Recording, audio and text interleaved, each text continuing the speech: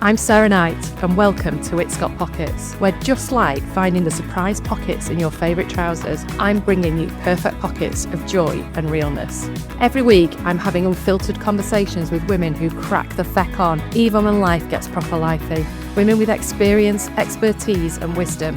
Because sometimes the best stories start in the middle. Women who've been there, done that, and they're still figuring it out. Join me for real talk, useful tactics, and all the swears in between that make your life and business feel that bit more manageable. Hello, welcome back to It's Got Pockets, and today I have the marvellous, the fantastic Leanne Brown with me.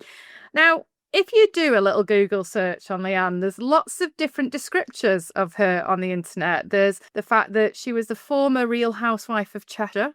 You were married to the ex-Man United footballer, Wes Brown. But what I want to know, Leanne, is how do you define yourself? Welcome to It's Got Pockets. Tell me how you want to describe yourself. Oh, God, that's a great question. How do I define myself? It's something that I always ask when I'm doing workshops and stuff, like, who are you? Who are you underneath it all? Because we have so many different labels that we get attached to over the years. But ultimately, my journey is really being that self-discovery of the self, almost of the soul, the untouched soul that we arrive into this world with, and we leave this world with, but it's all the baggage that we accumulate along the way. So I am a woman on a mission of self-discovery to empower others to have the confidence to fully step into their own authentic self. Yeah, that's how I would describe myself. Love it. I love it. Like you say, isn't it? We spend all these times having all these labels around us, whether it's who we were married to, or whether it's the fact we're a mum, or whether it's the fact that, you know, we're a business owner or anything. But when you start to go, oh, actually, who am I? It's a really blinking difficult question to answer because A, it's ever changing, but B, as we're going to talk about, in midlife, that's when you really go, oh, actually, what do I stand for? What do I want to stand for right now and make it count? Yeah, I seen a post actually yesterday saying the first half of your life you spend in sort of just surviving and moving through the different phases, and then the second half is unraveling all the things that you don't need to get back to base, really, isn't it? And understanding yourself fully without all of that crap that you pick up along the way, the people, the environments that are not right for you or that are not healthy, and the acceptance of all that, and it's like just shedding it all and understanding, like, what do I want? I mean, even our name isn't our own, it's just given to us. It's another label, isn't it? Yeah. I got married for the second time. And when I got married, I refused to take my husband's name. And, thankfully he knows me. I'm not sure my in-laws were too impressed by it. But they got married for the first time. And that's now the name that my kids have got. And I want that name because that's me with the kids. But actually, I thought, fucking hell, I want my name, and actually, I'm not being defined. One of the things that really gets on my tits is the whole Ms., Mrs., or Ms., or Miss, or whatever it is, of how you're supposed to define yourself as a label. And it's like, no, I'm just me. I'm just Sarah Knight. And I'm not being defined by anybody else's name. Thank you very much. This is it now. You go. And I said to James, you can take my name if you like. And he was like, all right then. Anyway, he hasn't, but we could do that. One of the things that I've seen written about you is that you've described the past 6 years as being the most difficult of your life, which of course was the headline in lots of papers. But what they missed underneath it was the bit that I loved that said, but also the most wonderful, learning about the world, myself, and friendships. Talk to me about that. How has it been the worst, but also the most wonderful? Because it's when I hit bloody midlife and I realised, like you say, you do like a life audit and think, right, what is in my life and what am I putting up with that actually is not serving me anymore? And that's when I made the decision to will do all sorts of crazy things. Well, lead the show, number one. That sent me on a big spiral of self-discovery. Obviously, with the charity work, that was sort of the first step. Moving away from the show, I was just wanted to do something positive and empowering. I felt so disempowered in that environment, and for obvious reasons. And yeah, going traveling and going to Kenya and working with Jean on the One Woman at a Time charity, and because it made me feel good. I needed to almost fill my soul up with something meaningful, because all right, I'd lived a lovely life and very privileged and had all these lovely things, and in that materialistic world of reality TV and the bubble of Cheshire and all of that, but I was lost in it. I was lost knee deep in it, and it wasn't really truly who I was, because I just craved so much more. I just craved real stuff. Do you know what I mean? But obviously that was the extreme, going to Kenya and seeing the world there and how women were treated, and with the FGM and stuff like that. So that was like coming from there, just complete opposite. So yeah, I didn't do it by halves. But then following on from that, I then just started learning more about self-development and reading books and absorbing things, and then getting into my meditation. Jean actually was a catalyst for that as well, with regards to the lady who's the founder of One Woman at a Time. She taught me about tapping, and she's because she did the hypnobirthing, so it was like the hypnotherapy, and I'd had crystal healing before, so my mind was already wide open to doing this even before I left the show. But it just kept taking me deeper and deeper, and then of course COVID hit. I'd already decided to have my implants out because I was questioning that, and I did some research on breast implant illness, and that sent me in another rabbit hole. And then the world as I knew it fallen apart, let's say that much, because I did go down all the rabbit holes. And obviously I was a conspiracy theorist because I was speaking out about my views on all different vaccines, not just COVID. Initially it was the HPV, and it was just done from a place of love and just wanting to actually say, I would not even blink an eyelid, like question anything, give all my children all the childhood vaccines. I had them when I went to Kenya even. So it was only that my implants that had been approved by the FDA that then made me think, well, if they can approve those, and look what's happened to all these women, what else do they approve? They approve everything, but actually that there's a lot to learn that is almost shielded from us.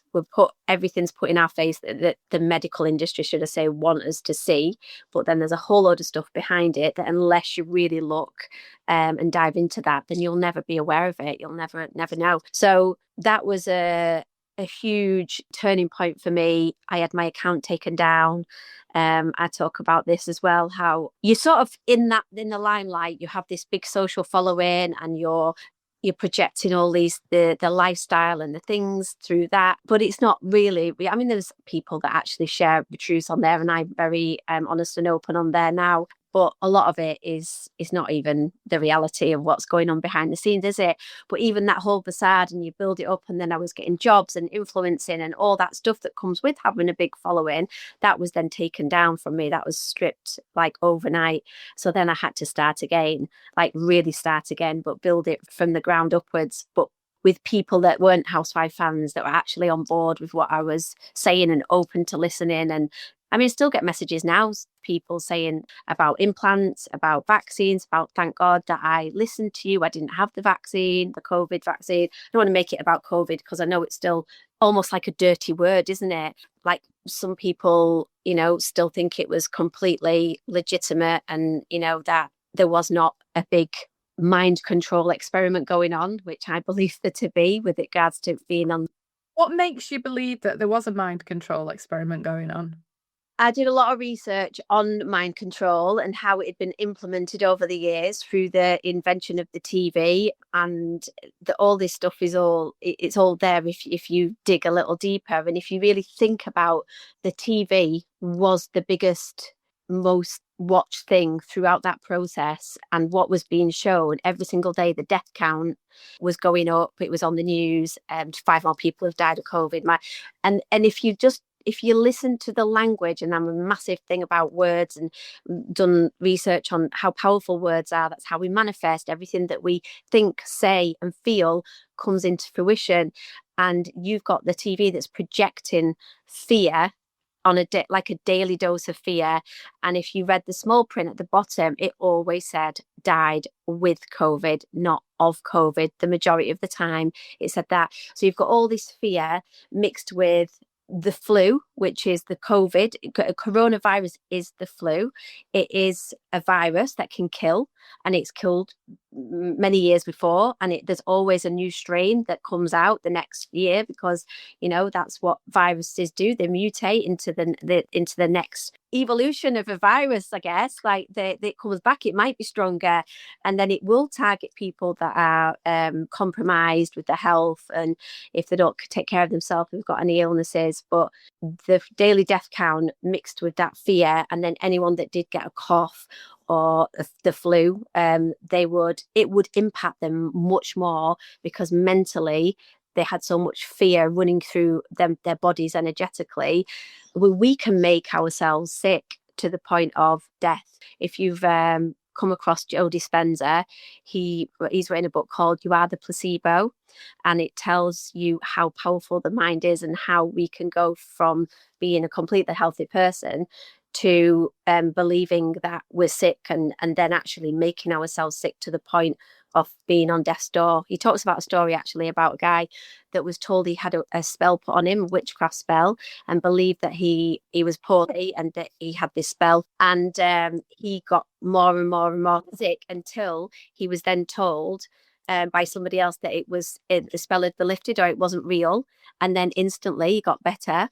I mean, and then you've got things like just read a book recently called, oh God, I can't think, Anita Mujani. It's a book about a lady who had cancer, and it was all over her body, and she had a near-death experience and went to the other side, could describe all the things that were going on in the hospital, met her father in the dimension. She had it all over her body, and it wasn't her time. And her father said, you have the choice to go back into the body. She said, well, look at it. What's the point? There's nothing there for me. And he said, it's not your time. If you choose to go back, you will get better. And she did choose to go back. And within 2 weeks, the whole cancer had gone throughout her body. She'd been open to healing herself naturally. She'd been trying to do it, but she had still become the fight against it, as opposed to see herself without it, if that makes sense. And that's why it took over her body. It's so fascinating, and the mind is so powerful. What I got from that whole story is how she described coming from this dimension and going to that near-death experience, and in that portal between worlds, because she just said it's like being in a warehouse, switching in darkness, switching a torch on. Our lives are the torch. We follow the light tunnel through our lives, and we don't stray either side of it. And when she passed over, she said it was like somebody had switched the light on in that warehouse, blown the roof off it. And if you can just imagine every colour, every pattern, every single thing you've done in your life, she's seen everything and everyone and felt everything. And it was just the most wonderful experience. And that has really given me, I wasn't scared about death anyway, but I just love understanding that there is nothing to fear, and life is eternal. And it is, we get so wrapped up in the tunnel of light, just moving forward in that tunnel. We're so scared to step out of the boundaries and the constructs of our own mind, that we don't really understand how powerful we are. And from that point of view, is that what you believe now, that there is like eternal life, and that we've got that option? Is it, when you read all these books, do you inhale the learning? And when I often read a book, I'm like, oh, that sounds great. And then I'll read another book and I'm like, oh, actually, that's the way that I'm going. And, and you inhale all the different learnings, and then you make your own opinion on it, from all your learnings that you've done so far. Do you believe that life is eternal and that we continue evolving and growing? Yeah, I mean, have you heard of Dolores Cannon? No, I haven't. She's a fascinating lady. So she does the past life regression. She started off doing that in therapy sessions, and she's interviewed like thousands of people all around the world. And her books, she talks about extraterrestrial experiences, that people say that they've been abducted by aliens. The first one's called The Custodians, the first book. But then she's written, I think there's about 4 or 5 books, The Convoluted Universe. And because of all the different interviews that she's done with all these different people, and they described similar worlds, what they've lived in, and they've to the absolute detail of what they look like, the bodies they had, the planet that they were in, and then the same explanation came from somebody on the opposite side of the world, and she strung all these different things together. And she does the quantum healing, so you can go back and then obviously heal something that's been on a different Thailand that you've lived before. So reading her books as well, yeah, stuff like this just fascinates me. I Yeah. just so naive to think. I mean, I ask myself the questions, but who knows what life is and why we're here, and what the purpose is, and I after all the stuff that I've looked at now, and then you look at films, I can't watch films and actually I'm coming across as a crazy person now. Um, the Matrix, for instance, I'm like, the Matrix, like, is that what we are in? Are we in like some sort of um simulation? And that's why we are able to dictate once we tap into that energy source that we've come from, that is our soul, our spirit. Once we tap into that, and that's why people that do are so in tune and do meditate and understand about the manifestations and how to attract them things that in their life, and that's why they're so powerful, because they've almost cracked the code of it. And we constantly live in that external world. We're projecting ourselves into the external world when actually the truest power that we have is within us. It's within us all, but we very rarely tap into it fully. And Um, how do you marry that up with science then? How do you, if like if you got kids, if your kids need help, or or from a medical point of view, how do you marry that up in your brain from bringing it all together? Well, again, neuroscience and scientists, a lot of neuroscientists actually end up crossing over to the spirituality, because they realize it's almost one and the same anyway. It's an energy source, whether it's God, Allah, Buddha, whatever God that you worship, ultimately it's a higher version of us. It's the energy source, but it starts from within us. We are the universe. Uni means one, doesn't it? So it's within us all. And you've got like Deepak Chopra, Joe Dispenza I mentioned, Bruce Lipton, all these guys, they're all neuroscientists, but then they also see that the spirituality is one and the same as the science. But if you think about breaking us down and we're all little tiny atoms vibrating, we're not even solid. That just actually blows my mind, Sarah, that we're not even solid. We're just vibrating. So therefore, it makes sense how we can almost channel that energy to attract, as opposed to, attract the things that we want, as opposed to just, attract the things that we don't want. Yeah, no, and from that point of view, so you've obviously you've been in that bubble of the Real Housewives of Cheshire, and you were saying before about how it didn't feel real to you, and then you've moved through this period of learning and where you are now. Has it been this period of learning that you've been in, and where you've discovered, where you feel like happiest? Has that been part of the journey away from the world of reality TV? Oh yeah, just a bit. I mean, don't get me wrong. I've had a really tough. That's why I said it's been the toughest time, because I've left my marriage. I was with him for 25 years, and breaking up of my family, even all the stuff that well, that I feel like the world at large and the power we have. Again, it's easy to get like sucked into the reality of it, and a part of it, it's all part of the experience of it, feeling hurt, feeling pain, feeling grief, of all the things we're here to experience. And that is part of it. I believe that's part of the contract that we've signed up for before we get here. And I've been the lowest I've ever been over this last, well, especially like the last 3 years when I've moved out. I think before that I was kind of just going through the motions and making that decision to separate, and then the fractured family that has been created, and then that's the collateral damage that affects everybody in different ways. And even now, just coming to terms with that, my Lola's just had a bit of a spin out of being triggered through, she wasn't very well, and then lots of different things have come up about it being anxious, and And that's very much entwined into the separation and the lack of boundaries and feeling unseen, and so much of her that I see is resonates with me because of when my dad left, and I understand that more. But what I've got a toolkit now that I can actually help her with, and she's receptive to it. She's 14, and these are tools that she can use forever and pass on to her own children. And my mum didn't have that. It was a case of like, well, you just have to dust yourself off and carry on. And that's what you were told, and that's what you sort of did. It's only when you get to this age and you realize that then you have to deal with it, because it just, you push it down, push it down, push it down, or you don't. And then you just keep in that loop of that same cycles, isn't it? And that's what life's about, cycles, and breaking the cycle.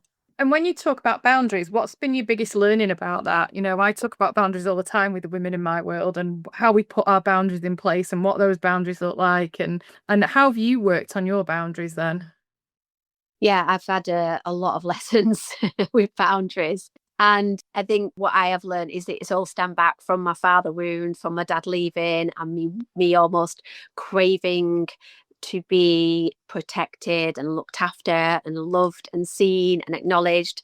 And again, so much so that it was not about me seeing myself. It was about somebody else seeing me, and always searching for usually a boy to see me. That was no good for me, because it was the familiarity that you stay in that cycle of like, I'm going to choose you because I know you're going to let me down, or I know you're not going to treat me right, and then I'm going to get abandoned. And that's what I was familiar to me. My dad was leaving. I'd seen my dad hit my mum. So I then went in that same cycle and went into a relationship that was abusive. And thank God I had the courage to leave, because some women don't even have that, and they stay in it for years and years and years. And then, yeah, boundaries with friendships. Obviously, that's been a massive thing for me. I've been such a trusting person over the years, and I've got taken advantage, especially being in the circles of being with a footballer, and having that privileged lifestyle, and people just expecting, and you're giving and giving and giving, and until it's not there anymore, and then you realize who is your real friend. And then, so yeah, being much more aware of those boundaries and who I was letting into my space. That's been a big lesson for me. Yeah, boundaries of just that self-care and self-love, and seeing myself as opposed to not needing to be seen. Oh, that's powerful, isn't it? It's like, actually, when you actually decide to hold the mirror up to yourself and go, this is who I am and I'm okay with that, then you stop looking for the validation, you stop looking for other people to approve, and you just simply go, yeah, I'm all right with this now. Yeah, it's a journey. And are you still on the journey? Of course, I think we all are. Yeah, I mean, even the menopause. I mean, when I actually realized that when I was making all these decisions, I probably was in perimenopause, but I was completely unaware of it. And especially when I was making the decision to, like, the last 12 months, 2 years of me realizing that I didn't want to be in the marriage anymore, I was definitely like, I was definitely perimenopause. I was crying. And it's not just blaming on the hormones. It was that realization of this is not for me anymore. Can't continue. Couldn't see myself because I felt so unseen. There was no. It was difficult. I mean, we'd grown apart. COVID, like the whole thing. You say everything happens for a reason. Wes went to Sunderland and I stayed in Cheshire. That's when I got Housewives. Then all that unravelled on the show, and then me speaking out, and then almost like I'd been. I know I had this like need and desire to absorb knowledge, but I didn't know what it was about. And I knew I wanted to know more about the world, and I wanted to do good in the world, but I didn't know what that was, or how I was going to implement it. And the minute that I found that I started to do that and gain knowledge and have that intelligence, and my brain was like a sponge. It was almost like we had this cord that was just becoming further and further apart, because he didn't know the person I was becoming, and he couldn't relate to it. So yeah, it was like a choice. Either you acknowledge and see where I'm at here and actually meet me halfway, or at least see where I'm going, or just stay where you are and tell me I've changed, because I have changed, but it wasn't a bad thing.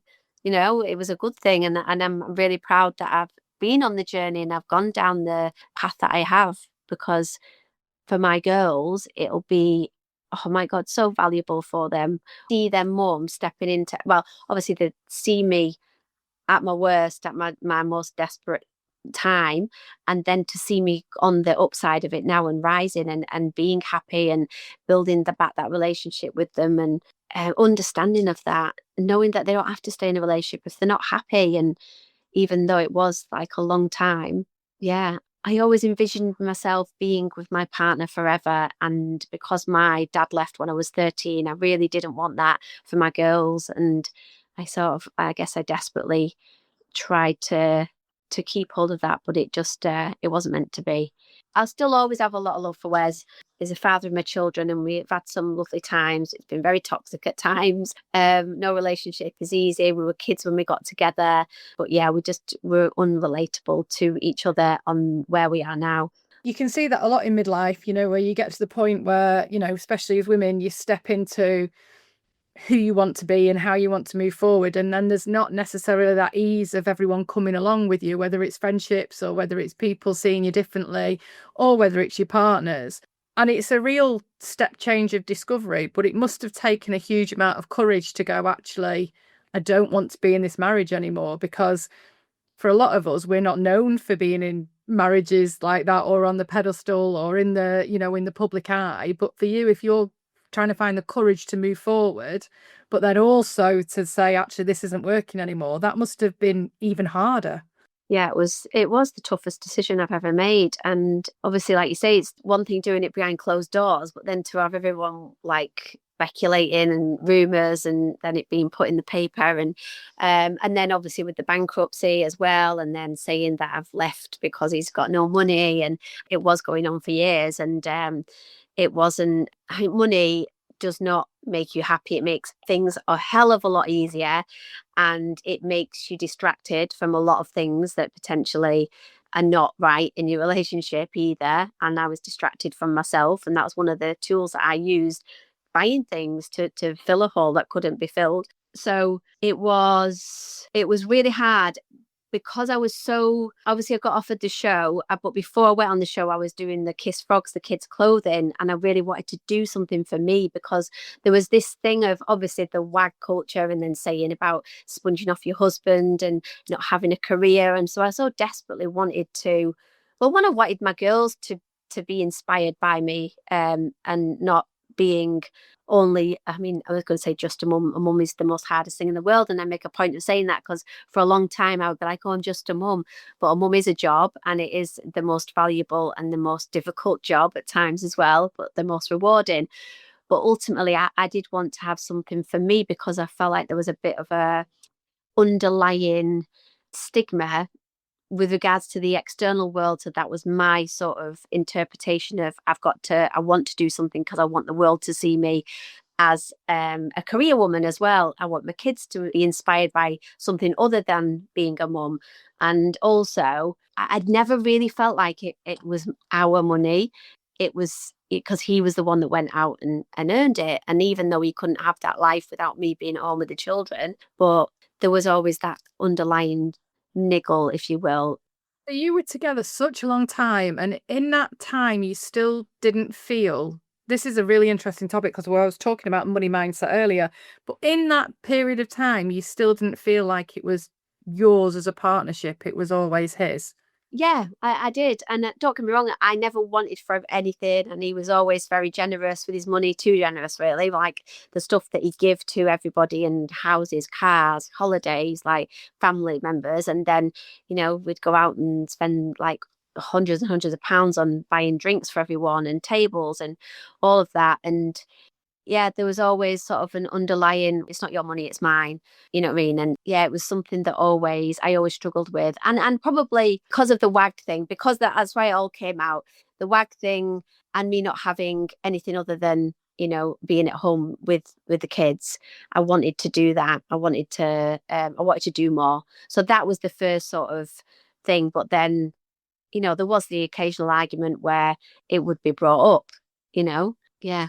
And that's the reason why I really wanted to have my own money. that couldn't be an issue. And it's so important to have that level of independence, isn't it? To do what you want with that, whether you see it as your money as a partnership or whether it's your money that you're putting away, you've got to have ownership of it so you can do with it what you want, whether you want to spend it developing yourself, whether you want to spend it on your kids, or whether you want to go on an all expenses paid holiday to Skegness, whatever else it is.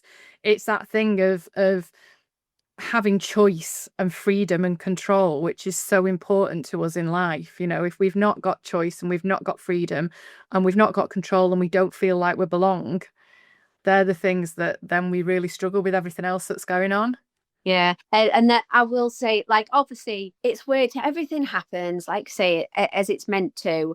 If I'd have been in that headspace where I was like, right, I want to do something for myself, like before it was coming to a head, even obviously, I know I got offered Housewives and then that was a bit of independence, but obviously he didn't really want me to do it. My mum didn't really want me to do it. It was like a bit of a like bad reputation, but I'm glad I went on that journey and obviously I've seen a lot of things that were brought to the surface on it. I'd have said to Wes, I want to do this business and I need X amount of money. Well, they helped with the Kiss Frogs, obviously, and did that. And I actually lost about 20 grand on that. Like little things I've done that have not really gone anywhere, but it would have given me whatever I'd asked for, basically, is what I'm saying. It was very generous, but I think it was more about my internal trauma, if you will. And then I think alongside that, money's such a intricate thing, isn't it? When you have these money blocks because of the things that have happened, looking back at my parents and my dad leaving, my mum was like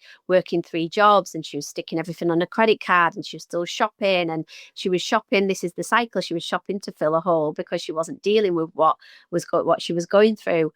And then when we had money, then it attracts all the people that then want to take advantage of you. Then you have that fear of like, well, money's not safe because then you're going to attract these people. They're going to want to take it off you. So that has been unraveling all that as well. But yeah, it's all to do with self-worth, isn't it? And understanding where you are and what is it that's made these beliefs and these limitations around money. And do you think that the reason you went on Real Housewives was because of self-worth? If you're saying that your mum didn't want you to go on and Wes didn't want you to go on, but you still made the decision, what was the clincher at the time that made you make the decision? And do you think that knowing yourself as you know now, you'd still make that decision? Well, I wasn't the same person as I am now was them. So I think that yeah, I was desperate to have independence, have my own thing going on. And like I say, before I'd even heard about Housewives, I'd started this clothing range and because I wanted to do something for myself. I sort of started doing, at first I was doing a bit of styling because obviously I would love to shop, and even my daughter thought it was a job of mine when she got asked what did she want to do when she grew up, and she said a shopper like mummy.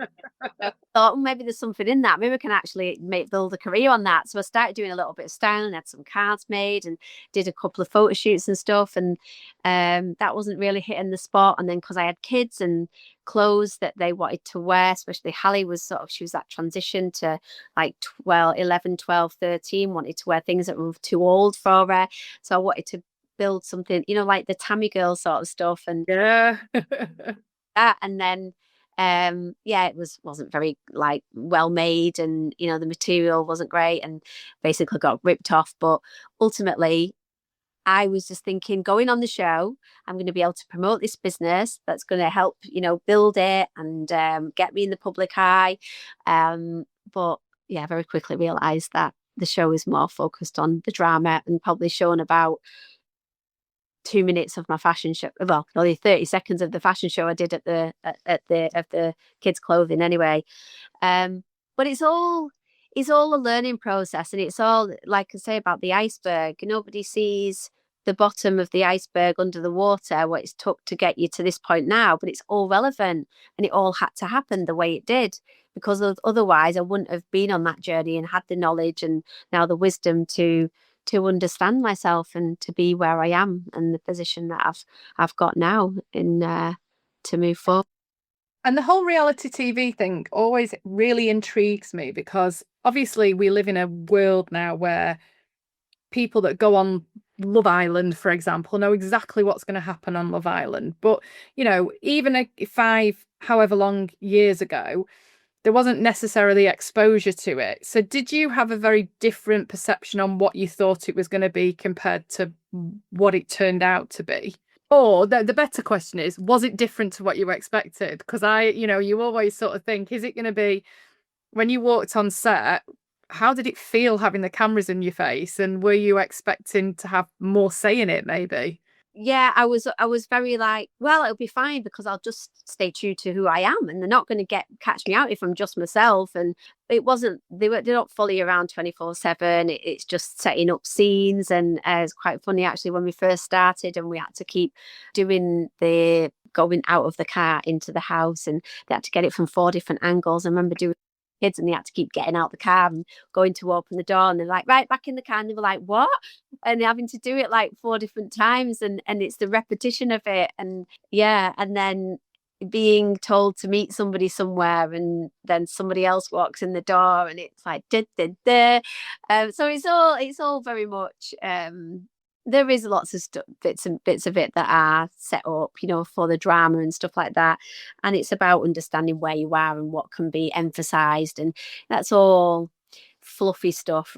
Well, let's call it fluffy stuff when you're on the TV. And it was fun in the beginning. We enjoyed it. I mean, we were all friends, and obviously Garly was sort of picked out to be a bit of the villain, wasn't she? And I was sort of thrown in the fire line of that. And yeah, it's funny because they did actually pull me to one side after the first bit of filming and said, "Oh, you're just a big girl next door. We're not sure what to do with you."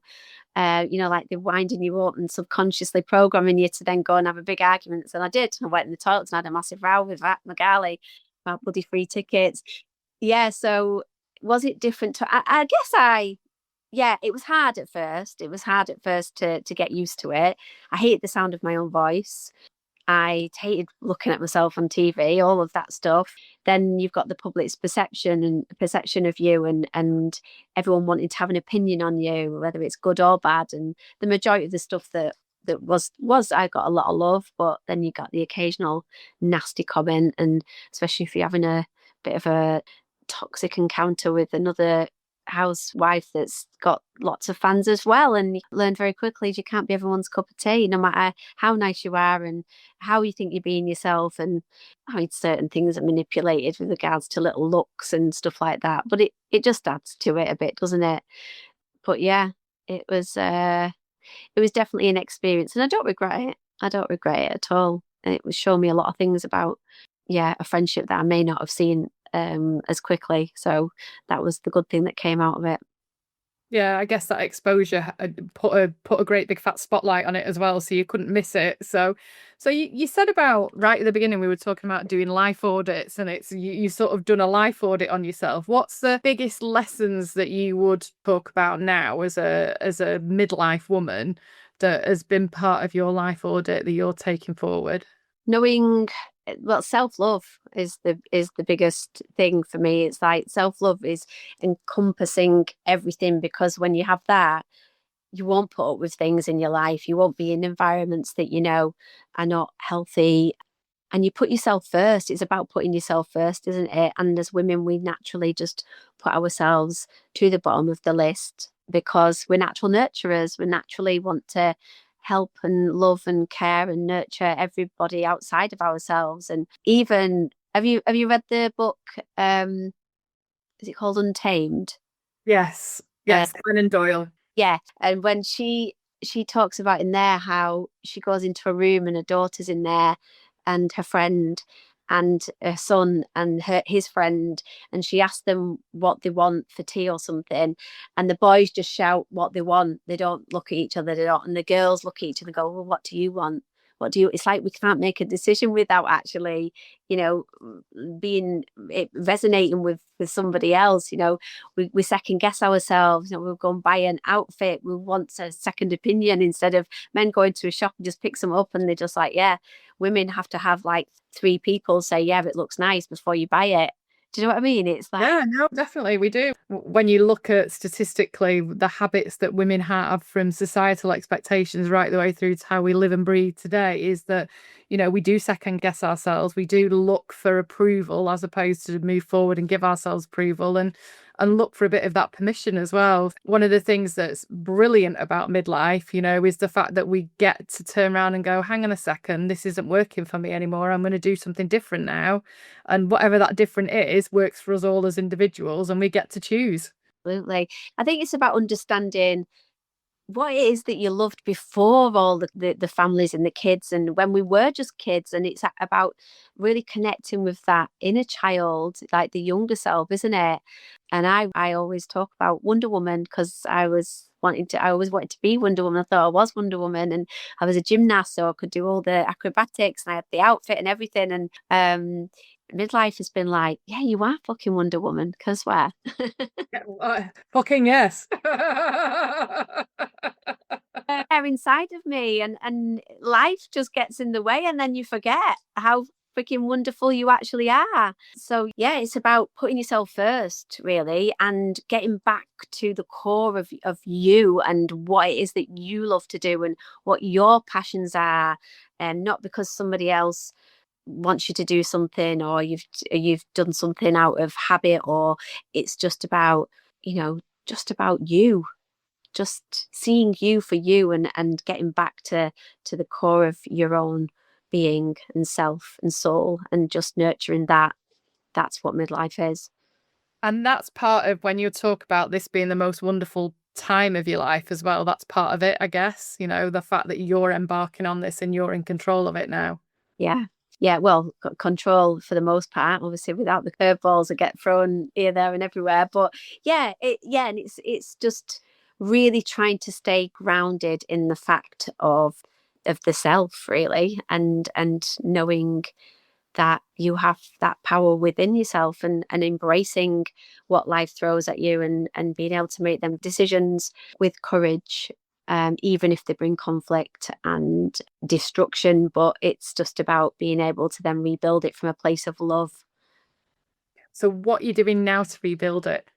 Well, that's what I was going to say before, actually, with regards to the being in the public eye and sort of having this exploitation of wealth, and then having that taken away from me, and then starting from baseline and not having a clue about businesses. And even when I was doing the Kiss Frogs, I had somebody helping me, and then I wrote in my journal, and then my friend Alyssa, she helped me, like, even after I left Housewives, helped me with that. And I think it's just a constant realization of what I want to do, and that is, if I can just send a message to other women to, have the courage to make them decisions and step out of the comfort zone. And yeah, it's dead messy and it's shit at times and it's tough, but what I'm uncovering is something that is more valuable than all of it. And because it's like uncovering that magic inside. And yeah, I'm writing my books, my children's books, which, as I said earlier, I've had them for 2 years now. And again, things happen at the right time. It's all about divine timing. I've written them a few years ago, and then it wasn't right with the person that I was doing the collaboration with.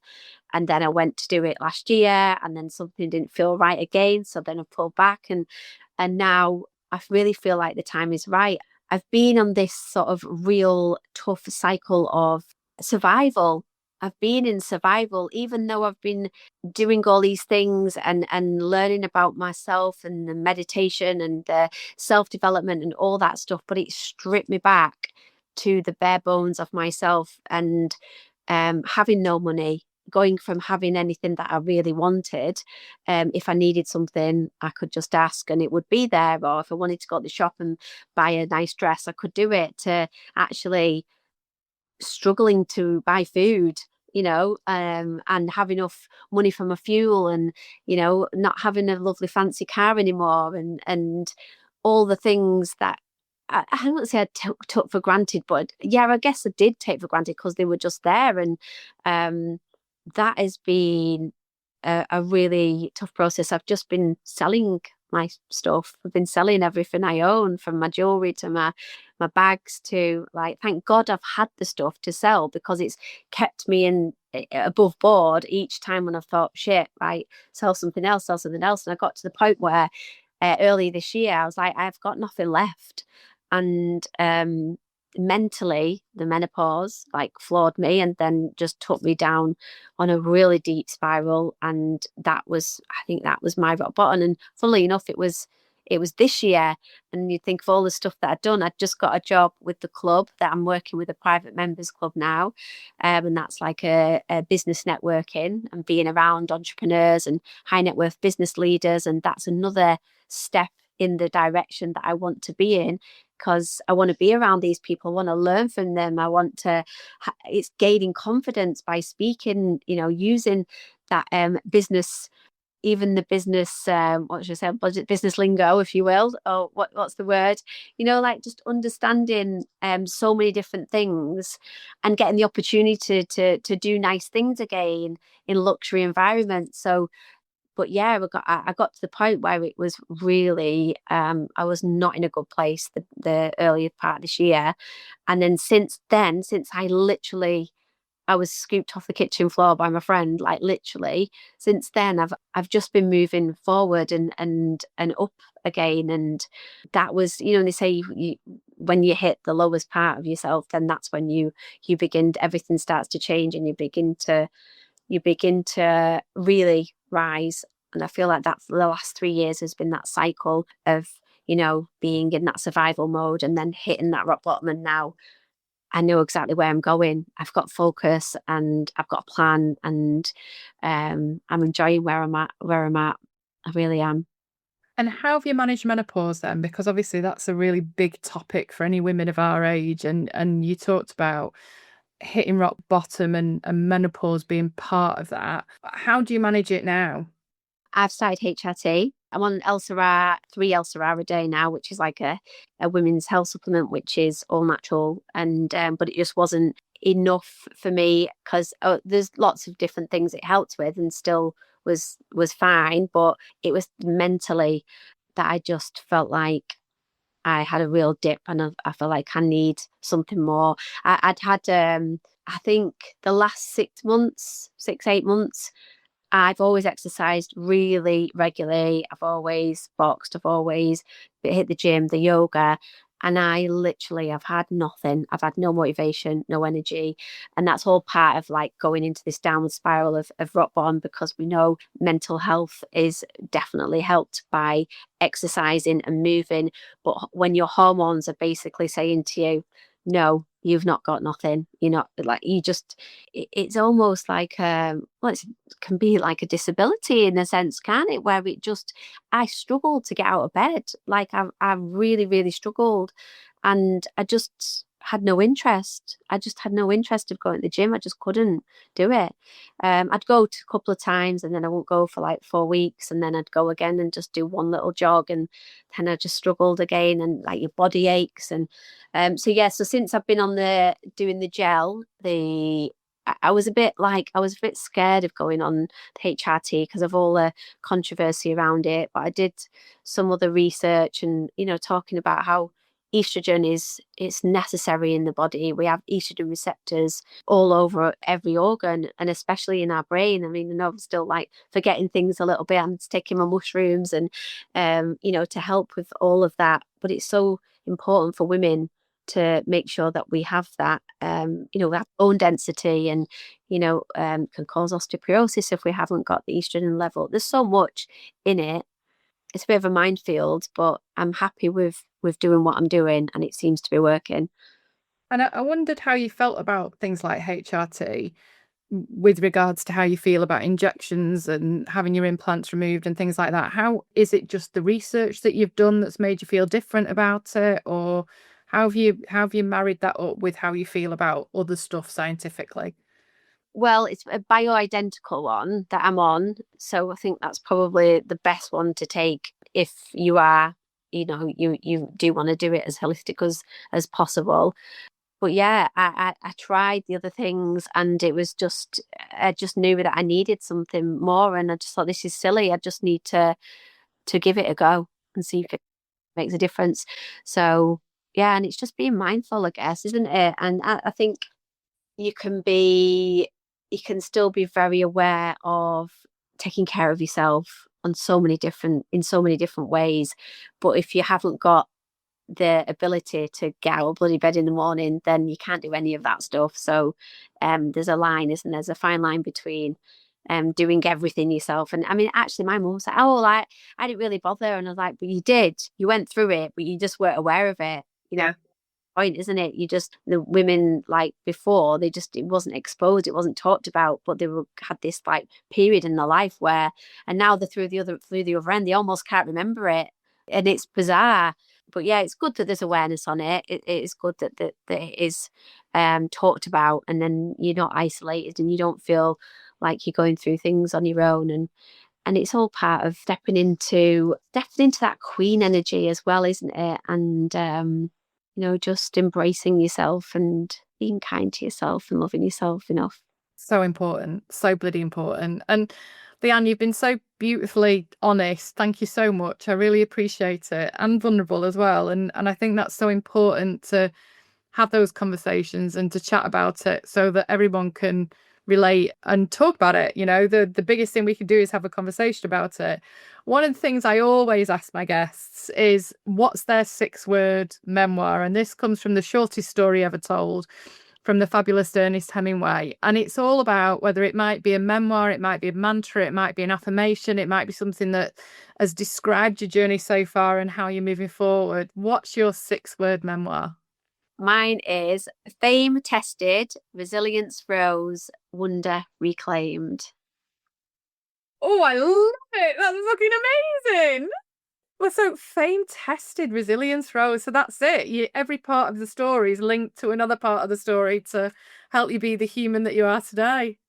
Absolutely, absolutely. I will say, I know we're coming to the end, but I just did want to say about the retreats that I do as well. And I've not really touched on it that much, but that's been a massive part of my journey, and that's why I love talking about all of the things that we've talked about to help women step into their own authenticity. And we do that by bringing women together on the retreats that I do with Sophie, the Eat, Pray, Self-Love retreats. We had one in France in June, which was a massive success.